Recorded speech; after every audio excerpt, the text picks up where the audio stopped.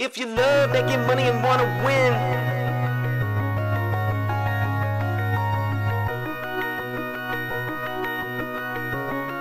just cash. if you love making money and want to win, Just cash. we just chillin' and we vibing with our friends. Just cash. And if anything in doubt, we pass. But these all haters cause we played it just cash. I put my money in a strong position. They try to tell me I can't win, it's just a stupid superstition. Cause when I focus, you will notice that I'm winning. We demolish every bookie, there ain't no competition. Now listen, I would never give you shitty picks and do you wrong. Come and join the Discord, tell these bets and hit the bone.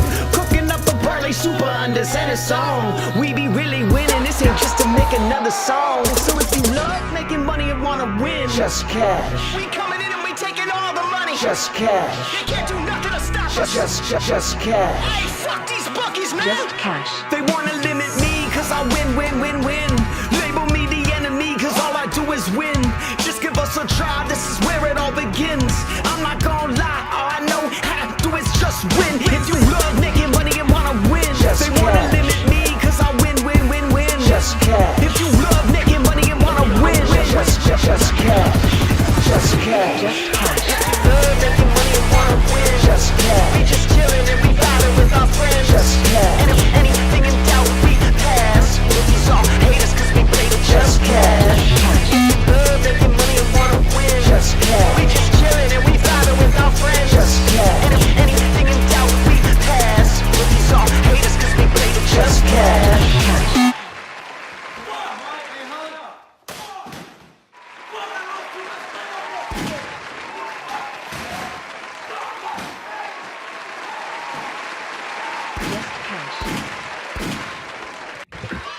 Just cash.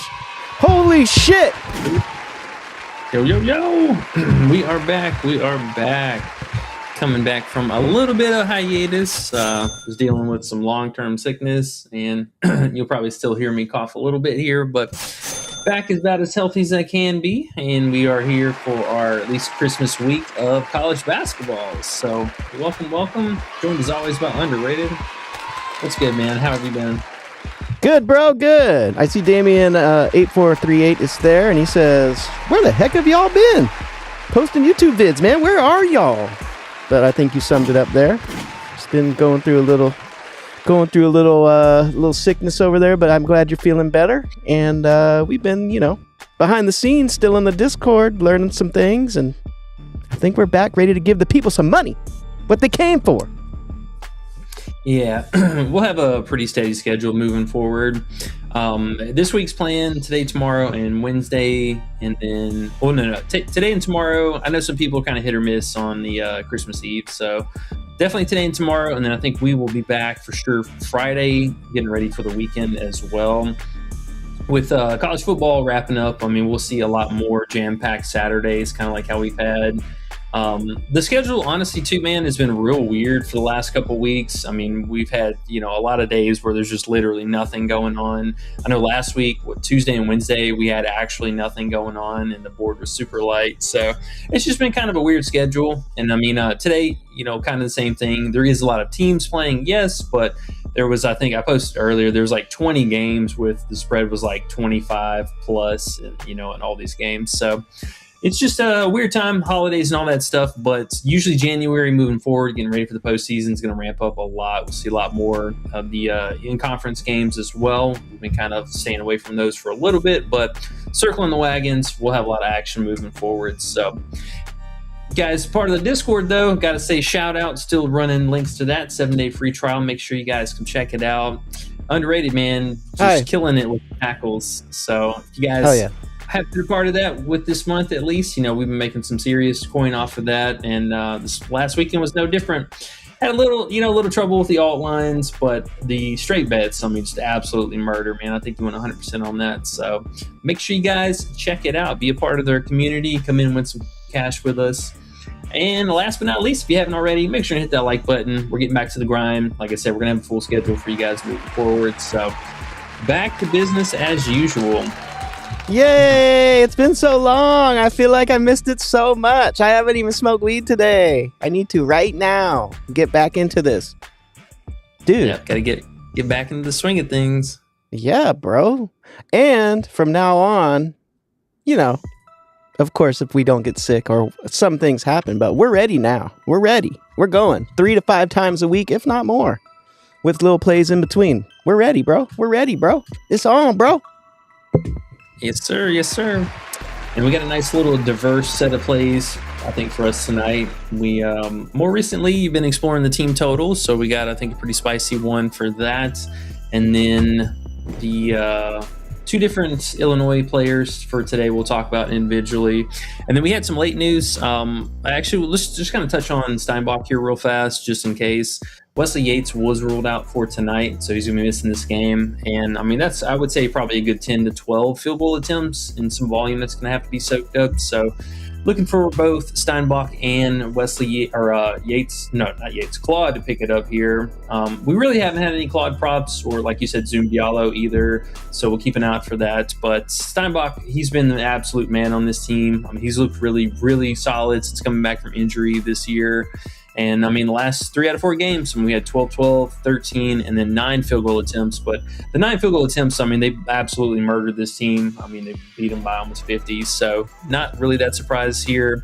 But competitive games, I mean, this guy has been the man, especially on the glass. Love seeing double-digit rebounds every single game. The assist, a little bit back and forth, but, you know, just with the added usage tonight, in case they try and trap him a little bit more often, don't mind the assist upside for him. I think he's at 2.5 on the books for that. But the RA or the PR is definitely going to be there. So if you guys can, he was at 27.5 PRA, or you can get the 25.5 PR would be ideal, but 26.5 I can live with. Should see a lot of minutes here. I mean, close games, this guy's playing 37, 38 minutes when possible. But the spread, I think, was 18.5 points. Yeah, 18.5 points. And they are back at home for this one. So as long as we just get San Diego on the other side, keeping it moderately close. I mean, these guys play a pretty heavy amount of minutes. And then again, with Wesley Yates being ruled out for tonight, I think that should just help us overall here. So make sure you guys get that 27.5. And like I said, the PR as well looked really good for him. So jump on it. Yeah, bro. What's up? Oh, go ahead. Oh, I was just gonna add to that. He's just the guy on their squad, man. He's the guy, and like you said, Wesley's out. They're gonna go to him. The assist might be there a little bit if they double him. He's just overall good player. He might be top 10 draft pick without being any really talked about, you know. And he's really come through. He plays.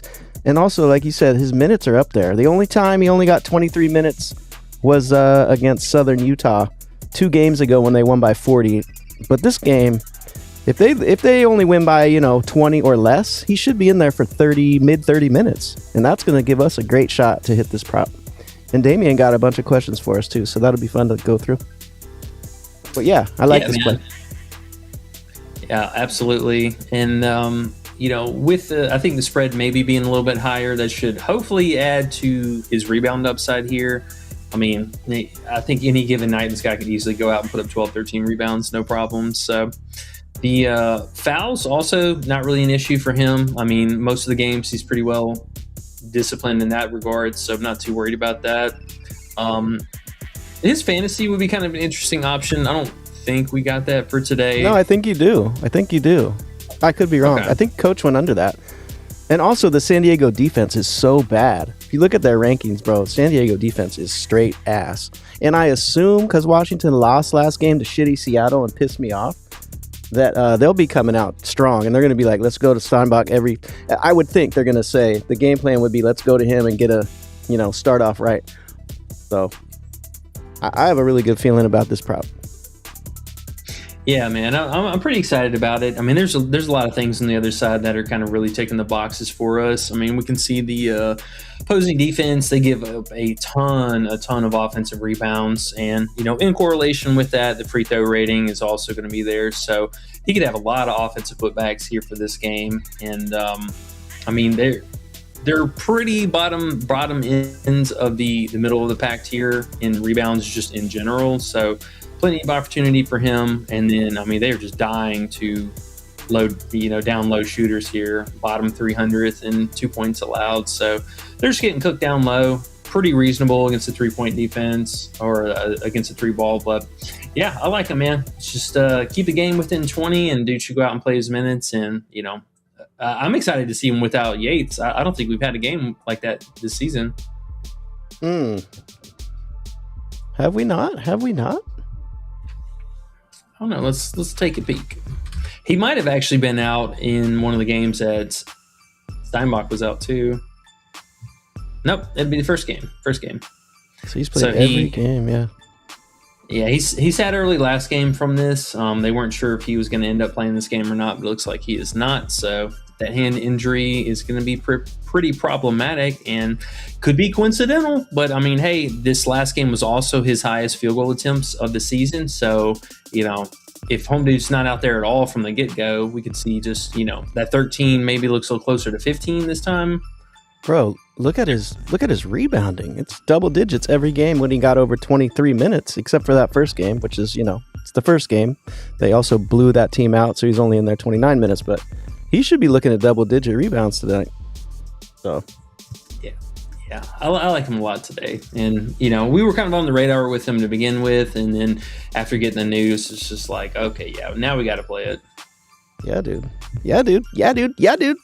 I'm with it. Yep, I got a good feeling about it. All right, well, let's get caught up on a few questions and comments, and then we'll talk about our Illinois players.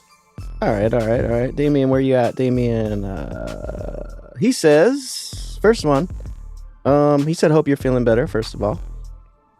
Appreciate it. And then he said, DeRitter under 20.5 PRA. Your man, DeRitter, he wants to go under him today. What do you think? Yeah, I mean, hey, especially with how bad he's been playing recently, I mean, I definitely don't blame you. His ceiling potential is, I've been a big fan of him all season, but I don't know what's been going on with him lately. I mean, not only between the first half foul troubles, which has been really, really problematic, but the team also just has been playing really well. So they haven't played in too many really competitive games, but the last two out of 3 games, I really expect a lot more out of him, especially against Maryland. Like that was pretty abysmal. So he's got a hard cap on minutes. I mean, we haven't seen Bro play over 30 minutes yet this season. So, I mean, that's definitely one thing to consider. They don't really have like a great backup. They just kind of go a little bit smaller on the floor with the bench unit. But yeah, his shooting honestly being the biggest problem. The rebounding and the RA, I think that's still something kind of subject. The assists probably good downside here. The rebounding a little bit back and forth. That's kind of hard call there. But yeah, the PA especially, man. I mean, Bro's really just kind of fallen off over the last month. So I get it. I mean, he is one of their best players. I mean, it's pretty much just him and Malik, so do keep that in mind. But not a great matchup. I mean, they're pretty heavy favorites here too.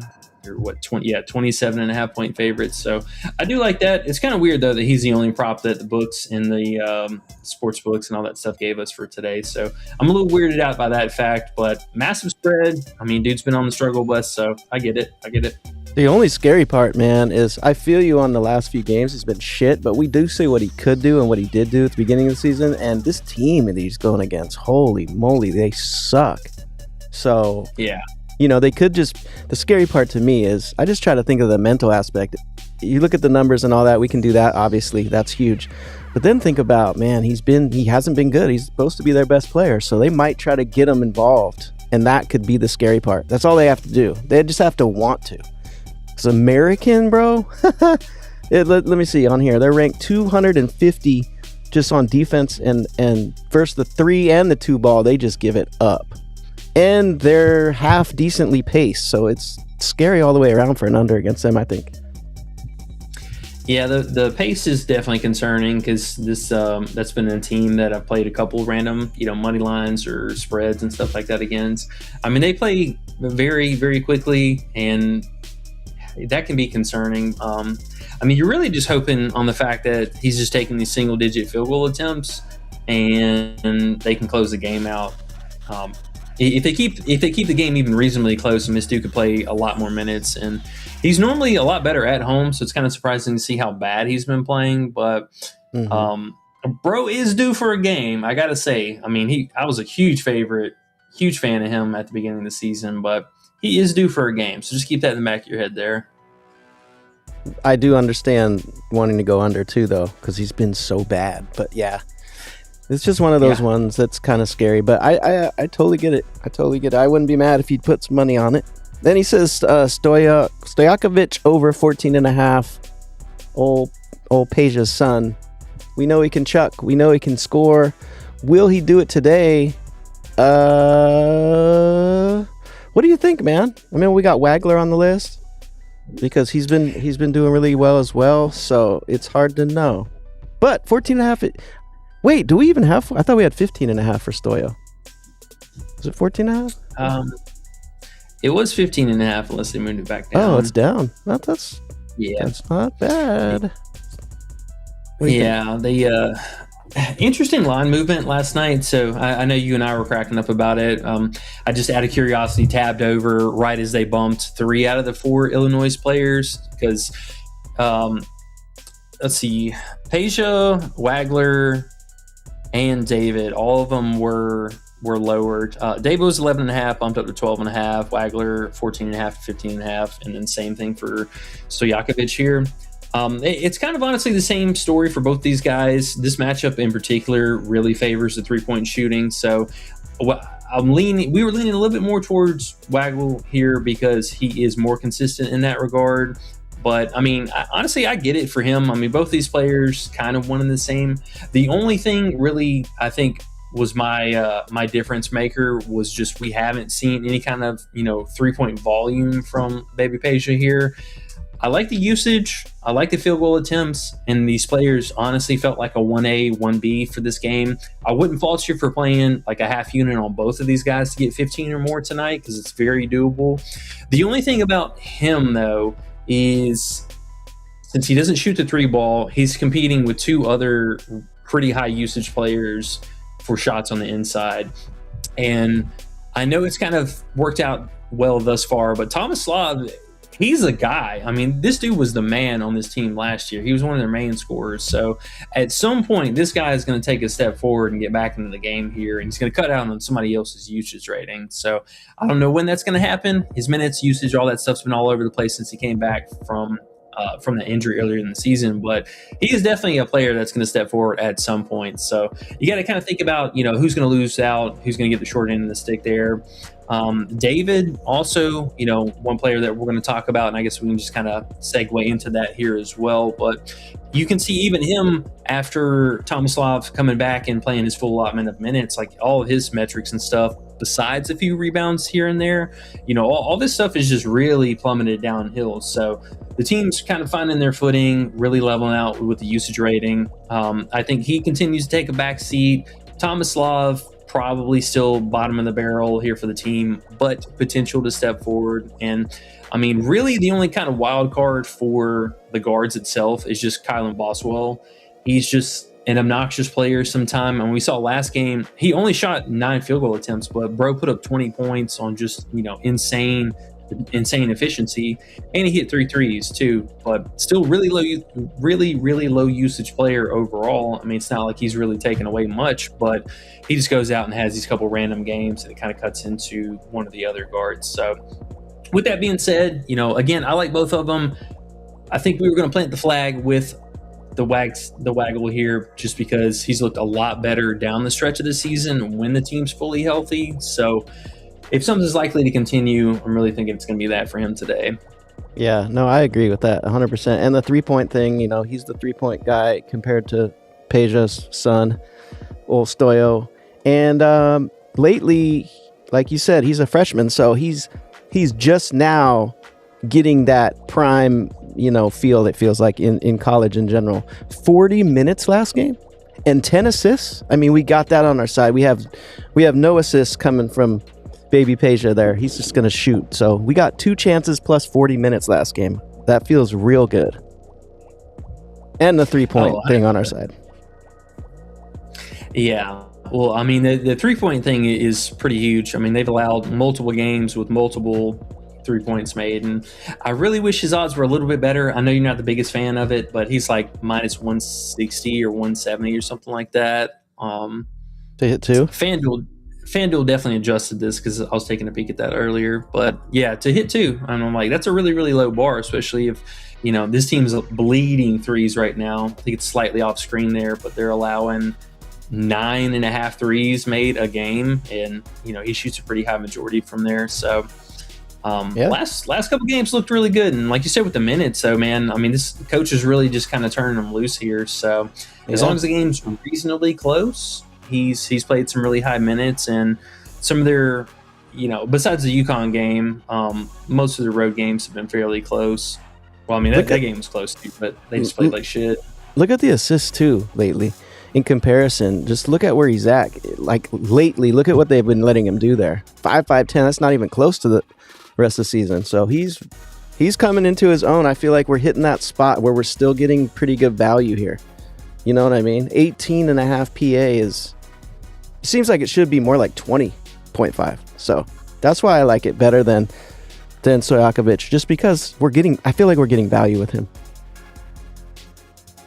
Yeah, honestly. And I mean, Peja, he's pretty much been the same for, it feels like last month now. His lines kind of waver 1 or 2 points, but like you mentioned, the assist, really hard to trust that with him. And I mean, I would consider playing the PR or even just, him to get 15 or more points tonight. Yeah, I mean, he can get there definitely, but yeah, I'd lean the other dude or both, like you were saying too. He says Vazar over 9. I don't know what that means. Maybe rebounds. Oh, here we go. Next one says 9.5 rebounds. So big dude on Carolina. I'm assuming the white dude, right? 9.5 rebounds today in a scary game. Who knows how long he'll be on the court, but maybe.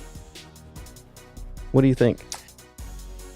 Yeah, I mean, 9.5's kind of getting on up there. I'm not going to lie. He's really kind of competing for boards with Caleb Williams for the most part. Both of these guys, I mean, pretty solid. If I had to tip my hat, if I'm playing 9.5, it's probably going to be on Caleb Williams. We've kind of seen them switch that up a little bit, where Henry, he's becoming more of the de facto scorer for the team, and Caleb's just kind of playing off of that. And a lot of teams kind of swarming on Caleb too on defense, which is kind of annoying, but needing 10 rebounds. I mean, hey, I think one of these guys is very live to get it. It's kind of a tough position where you have both players who basically average 9 to 10 rebounds a game. For them to hit that continuation, if I had to, it probably would be Caleb. But if you want to play Henry, maybe consider some kind of scoring upside for him, because this and the first basket scored, bro. Every single game they win the tip off, this dude scores first. What about Every minutes? game. What about minutes in games where they win by a lot? Because that would be my first thought, and I haven't looked into him yet. But not Wilson, but Vazar. I'm not sure how to pronounce it. But just Henry. Big Henry V. Yeah.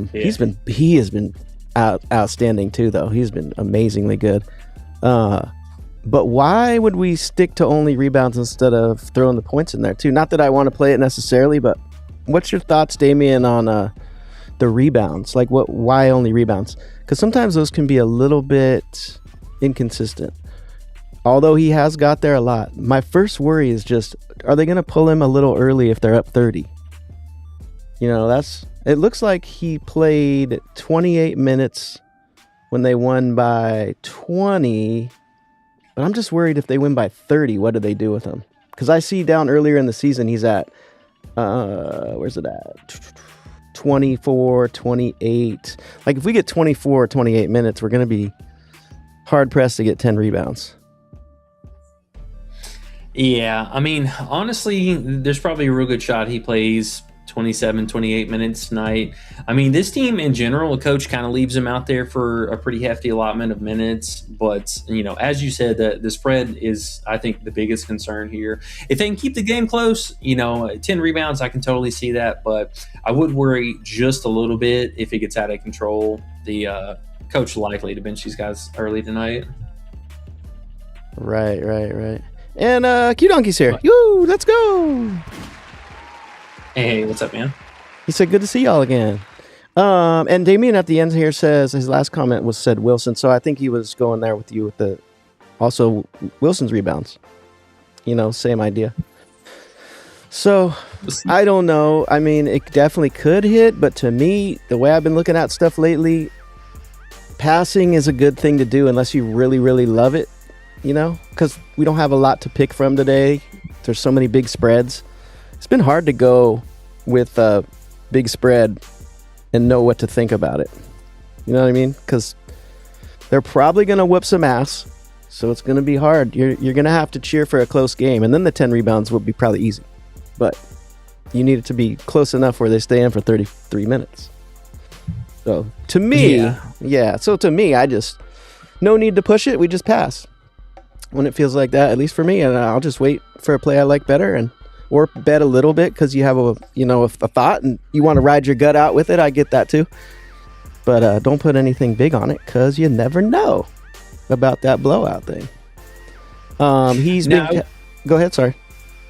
I was just say, I will say, just for all intensive purposes, the in-state rivalry games are always kind of interesting. So they are playing East Carolina, and we've seen even we had the Carolinas play today. I think Georgia played Georgia something too. They like to get up for some of these games. So if I had to put a little bit extra spin on the narrative, maybe it stays somewhat more competitive just on that fact alone. But yeah, 25.5 points is definitely something to keep an eye on. He said, yeah. And he also said, this is interesting. He said, he's been cashing. Sleeper has a 6+ line I was going to take with the AJ boost. So when you think about a 6+ rebounds, to me, the way these things have been looking is alts with rebounds like that. I mean, is there even a game when he's had under 6? And I think he might be talking Caleb. Either one of them, though. Is there even a game where he has? No. What about Caleb, too? Just to see, because I'm not sure if he was talking about him or not. But either way, like, sometimes those are the alts, in my opinion, that are a lot easier to hit. So I do feel you on that. Because think about it. In a game where you're just off and you're missing shots, I mean, you can fuck up your points. But most of the time, you're in there enough. You're a big dude. You're getting boards. You're usually almost every time getting those boards. So the 6+ with him was 100%. Oh, except for that very first game, won't really count the first game. Yeah, they both just missed a single game. So I mean, I'm saying if you're getting an alt and then you're getting a boost, like that's what he's saying. I love those kind of plays. You're only making a good play with that usually, because you're what is it, 90 or so percent. He's getting 6 boards, so you're happy with that. I like that idea. Yeah, if I was trying to get cute with it, the most I would go up to the 8 or more rebounds for Caleb Wilson. Still really high hit rating for that. Minus 460, that's not the worst odds. I'm assuming it's probably 5.5 for Henry here, but even still, the odds are kind of crazy for that. And I don't know if I would alt this guy up to 8 or more. You could consider that, but that's still kind of pushing it. And C-Dot's here. Hey, you do Caleb instead. You like Caleb better? Yeah, if I had to, kind of get creative with it, his 8 or more rebounds, I think is totally doable. All right. C-Dot says, we're back. Let's effing go. I love it here. C-Dot, we love you being here. That's very nice and kind of you. Okay. So we got a couple alts that are interesting. We got Q Donkey back. We got Damien with some plays. We got C-Dot back. We're getting back in the swing here, E. What else do we have? Do we have anything else? So he said Steinbach PR. And we had just talked about Steinbach as well. So he probably showed up a little late and missed it. But yeah, we like that, right? Yeah. Yeah, we were definitely big fans of Steinbach today. If you didn't catch the news, Wesley Yates was going to be out as well. So he should fall into some more field goal attempts there and a little bit more usage. But PR looked good, PRA as well. And then Damien says, what's the best prop for Debonsta? Does Debonsta even have props? I haven't seen any. They should, though. You would think they would. Yeah, they do? Okay, cool. He does. They do, but You know This what I like game for him a totally- lot though? Same idea as the rebounds for him. He's gonna. I don't know. I don't think he's missed an alt of 14 and a half points all season. Those kind of things, because he's such the star of the team. It's like he's scoring. Yeah, bro. I played that already once this morning. Yeah, The there you odds are go. definitely shit. I will tell you that. Look at Sleeper compared to FanDuel though. Minus 2,500 compared to minus 900. That's funny. So Yeah, the I odds think suck. actually got to do better than that. Yeah. Well, I mean, they suck, but like if you have a boost or a free play or something, they always try to give us more of those around Christmas time. I would say, personally, look at that. Like, that's a great alt to use if you have like some boosts or some, some discount type of plays, right? That's one of the most, at least to me, that's one of those ones, bro. I'd be surprised if he doesn't get 15. So. Yeah, me too. I don't think they gave us any other props as far as I know, unless I'm missing something somewhere. But I think we just got points for him because the game is definitely projected to blow out. It's 34.5 spread. And this is the highest we've ever got his points, right? Because he's really been doing better and better here throughout the season. Yeah, I mean, I would argue maybe even consideration for taking the under, but especially the 24.5, that's pretty damn high. Looks like a few of these sites already went. Oh, he's on Fliff too. That's interesting. I mean, if Duke goes out and plays 28 minutes or so, I mean, he really struggles to kind of hit this line. So in consideration, honestly, the 24.5, I might have to take the under, but this is a really good matchup for him. I mean, if he wants to score, he's going to score. Right. It's all about if he decides he wants to. I remember a few weeks back we took his under and we got smashed because Clemson actually was in that game the whole time and he had to bring him back at the end. And then since then he's played 3 games against straight shit teams, and he was out there 30, 29, and 36 minutes, which is decent. In the 40-point game, he was still out there. They won by 36 points against Pacific. He's still out there 29 minutes. And he scored 23 points. So, I mean, bro, he's about to be number 1, number 2, number 3 pick in the NBA. He's trying to show out no matter what. So it's scary to go under, and it's kind of scary to go over because it's so high. Yeah.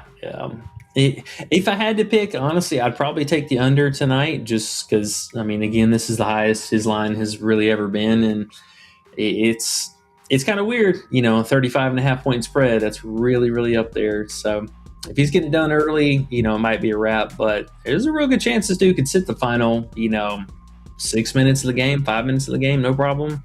I agree, man. You get 24.5, you have to lean under. But if you got an alt, I definitely like his alt over way down there at 14.5 too, because he's going to score. So. Yeah, for sure. Makes sense. Q Donkey got one for us. Are you liking Mark Mitchell tonight? Man, he's interesting. I mean, as just an individual player, I do like him. We looked earlier too. A lot of the sites are kind of back and forth. This is on a neutral site, so there's no real home advantage for these guys today. Mark's interesting, man. They definitely have his lines. Oh, excuse me. They definitely have his lines a little bit lowered for this matchup and whatnot. I was really borderline debating under his 18.5 points earlier. I'm not gonna lie. Tougher spot, but Stu's got a lot of volume. The line that really stood out the most for me, though, is the PRA, which, oh, damn it, they actually just moved him. He was at 25.5 PRA, you can see up here. The 25.5 looked really nice, but a kind of marginal difference. I mean, he's really been either way clearing this or coming up, barely in the 20s. So I like him. If I had to pick PRA, yeah, PRA. Yeah. You know what I noticed about him that I do kind of like too? I know Illinois is scary as fuck, but he did pretty good against Kansas, and he does better in the big games, right? Like the other games, he chills. It's almost like DeBonsta, how we were talking before. Now DeBonsta kind of just goes for it regardless, but he gives me that feeling of, in the big games, he shoots. In the big games, they go to him. This is a big game. So we got that on our side. So I don't hate him. But he did go up. Other people must have been thinking that too and betting that over. It's 26 and a half. That sucks. But I mean, that sucks. I was definitely looking at the 25 and a half. I mean, he is getting there though. I mean, he's shooting a lot. He's getting good amount of rebounds every game. He's their guy. So maybe. It scares me though. I don't feel a little bit better to pull the trigger. No, I feel you on that.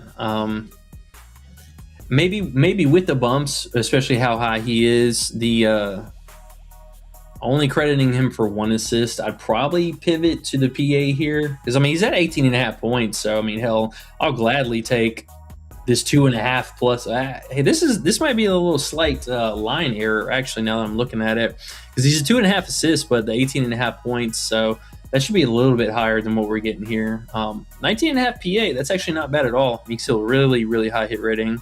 And his PRA was what, 26.5? So they're saying 7 rebounds. Yeah, which is the thing that I don't like. For upside for him. Right. I'm noticing that too. What did he get in the big games? Against Kansas, he got 7. Against Notre Dame, he got 6. And all the other games, they haven't played anybody. That's the scary part. But he did do good in the 2 good games. Illinois, man. I don't know. What do you think? Illinois' defense is tough. But he did do good against Kansas. Kansas' defense is real tough too. So They are. Like I said, if this was a home game for either side, it would make me feel a little bit better about it.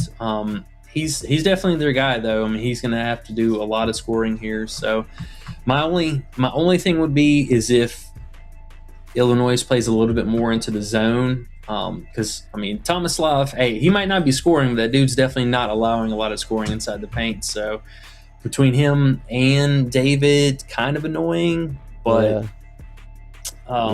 it's a good correlation play if you wanted to take Mitchell's over and then run it back with David's under. Man, the more I look at this, the more I can't do it, man. I can't. Mark Mitchell, whatever, bro. Cool, you're dope. You've been good, but why push it, right? Why? I don't know. I pass more than most, but feels like a pass to me. Although he could very well do it. I do like what he's done in the big games. So they might go right to him and he might call for the ball. Coach might say, Mark Mitchell, you're doing this tonight. I could see that definitely happening. I'm just scared of Illinois just a little bit. I don't know. Yeah, they're a dangerous team, man. I mean, they're ranked for a reason. I know they had that upset against Gonzaga or whatever, but I mean, the team's been good. They've been real good all year. Home or road, be damned, doesn't matter. Now, I think they were a team I picked. I took Tilly under against, and they disappointed me. So that's the one thing. They do have chinks in their armor. You know, he could come out there and get it done. So I do not blame you for bringing him up, Q Donkey, whatsoever. He definitely could get there. I'm just a little scared, but I'm always scared. I'm always scared. I pass so damn much. But what you have there on the board or the screen behind you, Wagler makes sense. Steinbach makes sense. What about David's under now? I know you briefly talked about it before. What's making you like that one? Yeah, well, I mean, it's like we were, showing earlier. One of the big correlations is Wagler is taking a lot of usage from him. I mean, we've seen all the games that he stepped forward have come at a cost of David. And one other big thing for David too is his minutes. Kind of what I wanted to circle back to about Peja earlier as well. These two guys don't play secure minutes. It's not something that is like set in stone at all for them. Because I mean, you can see the last 4 games, Peja, he didn't have any kind of foul trouble. There was no reason for him to sit early, and he still didn't even eclipse 30 minutes. So David being kind of even worse than that in some of these games, their bro will actually go out and play minutes and still do nothing. I know he had this game against Ohio State, which we know, obviously, that's been one of our secrets, Bigs versus Ohio. So removing or excluding this one phenomenal matchup. I mean, he's just kind of going out and not really doing a whole lot here. I mean, you look at earlier on in the season, these 3 games here where Tomislav was out, so he obviously took a bigger usage rating. The 21 rebounds, bro, will never sniff the light of day of that again in his career. And 11 rebounds too as well. So, I mean, this was kind of an outlier performance. And even the following game, Tomislav, he was limited in that. So you can see the rebound rating really has taken a dive since then. Two or three okay games, but scoring, usage rating, I mean, staying really low 20s every single game. And, you know, now again with Mark Mitchell on the other side, just potential to draw fouls. You know, he could sit early from fouls. And then he could just be gassed from having to cover, you know, the best offensive player on the other side too. So I'm thinking he's out there for rebounding, scoring and stuff, though, not so much. I love it. The more we look at it, the more I love it. I loved it when we were looking at it last night. Now I love it even more. The way you're showing that there. When who was out at the beginning of the season? One of the brothers? Yeah, Tomislav. Yes. So look at the difference. It's crazy. It's crazy, the difference.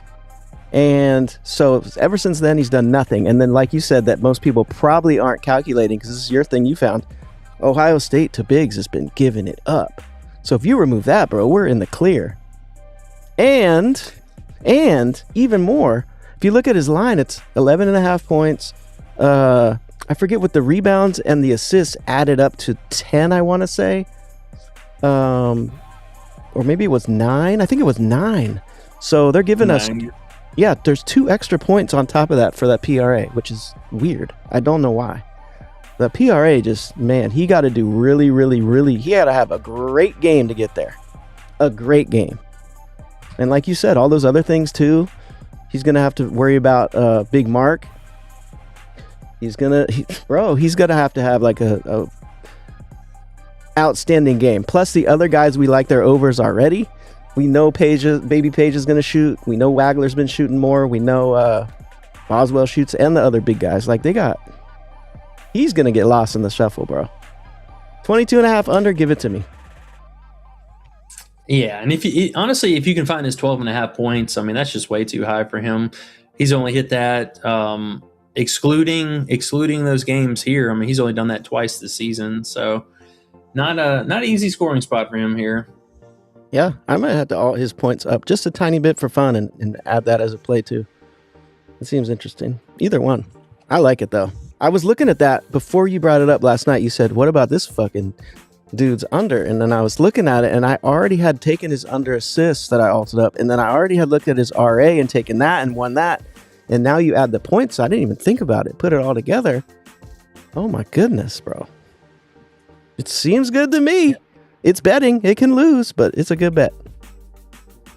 Yeah, it could definitely go sideways here, but honestly, hoping Mark Mitchell just comes out and does his thing, and it would be lovely to see him pick up 2 early fouls. But yeah, not an easy game here.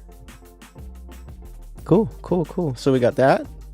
I like it. And then we got the 2 Illinois players, and then we got the football play, the tackle play. I can tell you about that real quick. The tackle play is Zaire Franklin from the Colts. I know this is a CBB show, but since we don't have very many games, might as well throw in some football. Plays for the Colts going against the 49ers tonight. Big game.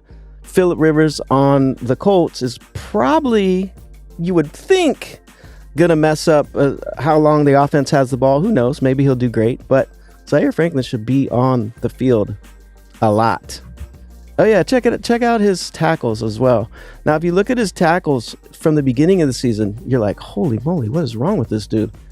But lately, he's been his old self, you can see, and it's because, well, no one knows 100%, but my theory is they got a brand new linebacker in there that they traded for right around when that 10 began, and he has been in there and just letting Zaire do what he's supposed to do, which is run around and get tackles.